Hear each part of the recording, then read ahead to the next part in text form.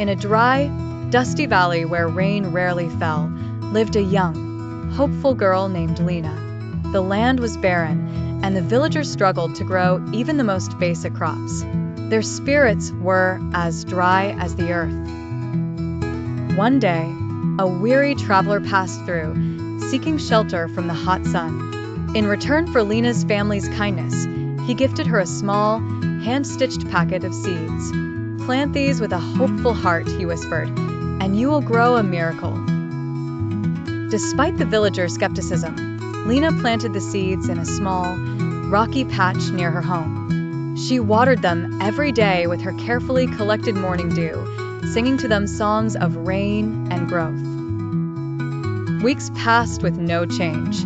Just as hope began to fade, a single, fragile green shoot pushed through the hard soil. It was unlike any plant Lina had ever seen, with shimmering, silver-veined leaves. The plant grew at an astonishing rate overnight. By morning, it had blossomed into a magnificent flower with petals that shifted color in the light, from deep blue to vibrant gold. The villagers gathered around, murmuring in awe. An old woman with aching hands brushed against a petal. To her amazement, the pain in her joints faded. Word spread quickly. The flower had healing properties. The village mayor, a greedy man named Corbin, saw the flower not as a miracle, but as a commodity.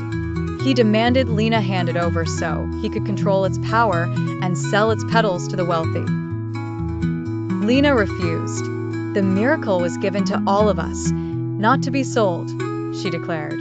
Enraged, Mayor Corbin ordered his men to fence off the garden, declaring it village property under his control. The moment the fence went up and the mayor tried to pluck a petal for himself, the magnificent flower began to wilt. Its colors faded, and the leaves drooped. It seemed the miracle was dying. That night, under the light of the full moon, new plants sprang up around the original flower. These were night-blooming vines that glowed with a soft, silvery light. They grew over the mayor's fence, breaking it down. By morning, the garden had tripled in size. New, unknown plants appeared, shrubs with berries that sparkled like jewels, trees that grew loaves of bread, and a pond of the clearest, sweetest water. Humiliated and furious, Mayor Corbin devised a new plan. Under cover of darkness, he and his men tried to uproot the original flower to transplant it to his private estate. The garden defended itself.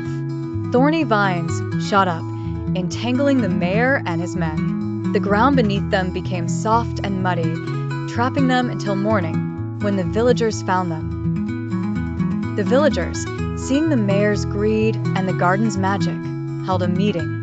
They decided the garden should belong to everyone, cared for by everyone. They voted to banish Mayor Corbin from the valley. Led by Lina, the villagers took turns tending the garden. They learned each plant had a purpose. Some provided medicine, others food, and some simply brought joy with their beauty and scent. The garden's influence began to spread. The once barren land around it became fertile.